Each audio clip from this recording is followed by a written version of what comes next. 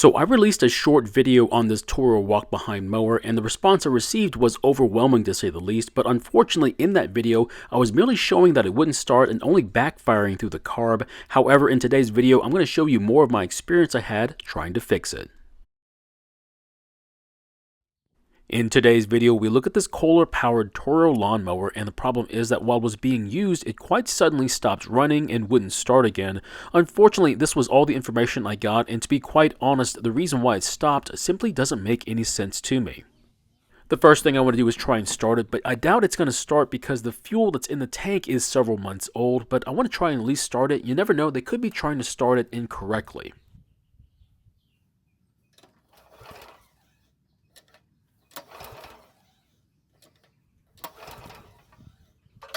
So unfortunately, it didn't even try and start, so it's doing exactly what my coworker said it was doing, pretty much nothing. Next, I'm going to put some fresh fuel in the carb's throat, and hopefully it'll try and do something.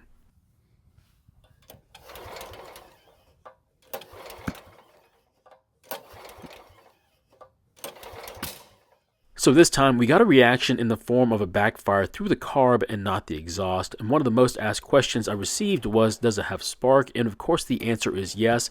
However, I didn't mention it because I thought the backfire pretty much gave away the fact that we have a working ignition system, but I guess it was hard to see the fireball or hear the pop from the backfire. Not a big deal, at least we know we have spark.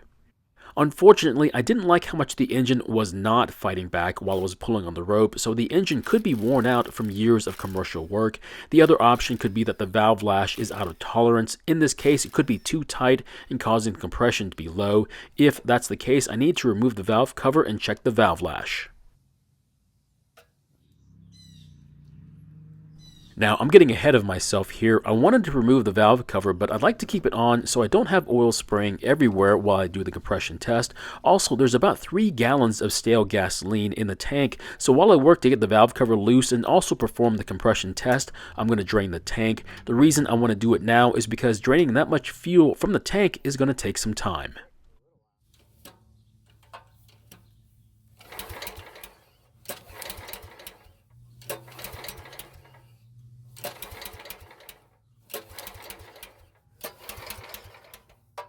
Unfortunately, we have a serious issue. The compression test came back with a very low reading of only 58 psi. On top of that, the first pull only got us 40 psi, which is not enough to get the engine started. What that's telling us is that either the piston rings are worn out, the cylinder walls are damaged, the valve seats are leaking, or the valve lash is simply too tight.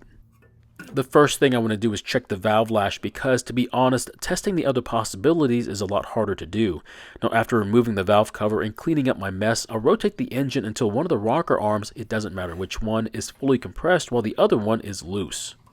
So the top rocker arm is loose while the bottom one is tight. And the next thing I'm going to do is use a 5/1000 feeler gauge to see if it'll fit between the rocker arm and the top of the valve.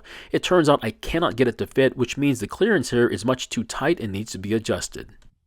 So here's the strange part. When I was putting my Allen driver on the jam bolt, I must not have realized that I had turned the adjustment nut. That means the nut was already loose, which means someone must have been in here at some point to make adjustments. Now, for me to make the adjustments, I need to hold the nut while I loosen the jam bolt, and then I can turn the nut counterclockwise until I can just barely get the feeler to fit between the rocker arm and the valve. So this is the next strange part. I had to turn the adjusting nut not just a little bit, but I had to turn it 4 full turns before I could get the feeler gauge to fit. I hate to say it, but that's not normal. The clearance could be off by a little bit, but this much means something terrible has happened either to the valve seat, the lifter, or even the camshaft itself. Either way, I'm still going to set the lash to 5/1000 of an inch and see if we can get the compression to be a little bit higher, and then see if we can get the engine started. I did explain the situation to my coworker, and to be honest, I really didn't have a good explanation for what happened. It was agreed that we at least get it running and then worry about it later on. After setting the clearance for the top rocker arm, I'm going to turn the engine so that the top arm will be tight while the lower one's going to be the loose one. I then tried to get the feeler gauge to fit in the clearance. However, just like the top one, there was zero clearance for it to fit. I then followed the same procedure of loosening the jam nut and turning the adjusting nut several turns, and then turning it until the feeler gauge just barely fits between the rocker arm and the top of the valve. This really isn't that hard of a job, and after doing it a few times, you kind of get used to the procedure and it gets a little bit easier. Now once the clearance is where it needs to be, I'll hold the adjusting nut and then tighten the jam bolt. Just to make sure, I'm going to rotate the engine a few times and check the clearances again. If it looks good, I'll then do a compression test and see if we get a better result.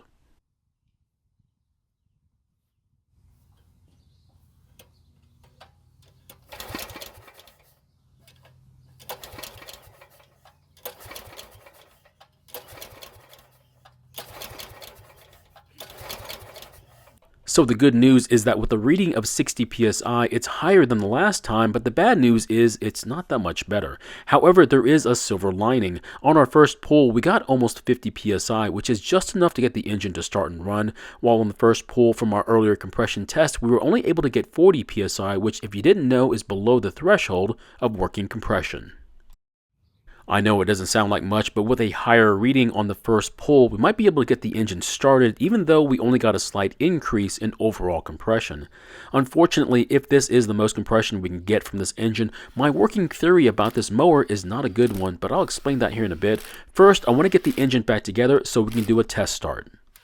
Now, using the pull rope to get a compression reading is not ideal. The reason is because this engine has a compression release built into the camshaft, which makes it easier to pull over by hand, so the reading I'm getting are not the actual compression readings from the engine. However, you can still get a lot of good information about the engine.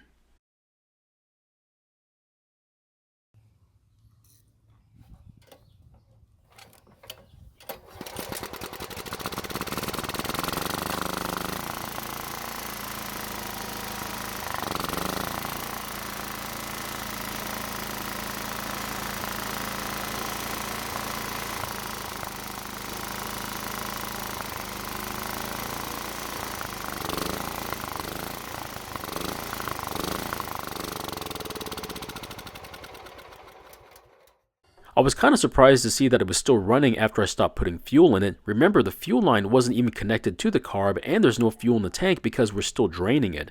That means after I primed it a few times, it must have been running on the residual fuel in the bowl. At least we know it runs, and it still sounds good even for being low on compression.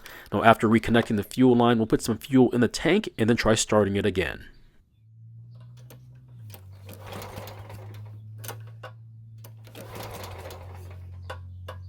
It looks like I forgot to turn the key back to the on position after that last stop.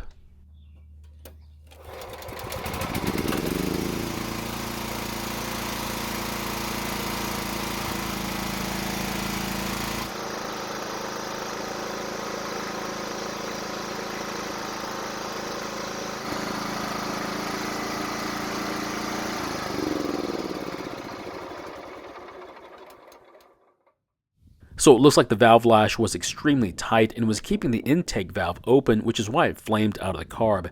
Now after making a massive adjustment to the rocker arms, we were able to get it to have a slight increase in compression, but it wasn't enough to get it to start repeatedly.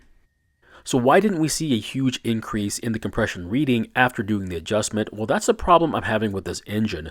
My working theory on this mower is that I think it's simply worn out. That's the reason why the lawn care business was trying to get rid of it. They must have taken it to someone to fix, and after doing compression tests, found out they had been neglecting to do the oil changes it needed and simply just got worn out. So my question is, what do you think they should do with this worn out mower? Sell it, use it, or replace the engine? Personally, I think they should just keep using it until it stops running. Thank you for watching. I really do appreciate your time here. Please feel free to ask me any questions about this project or your own projects, and I hope to see you in the next video.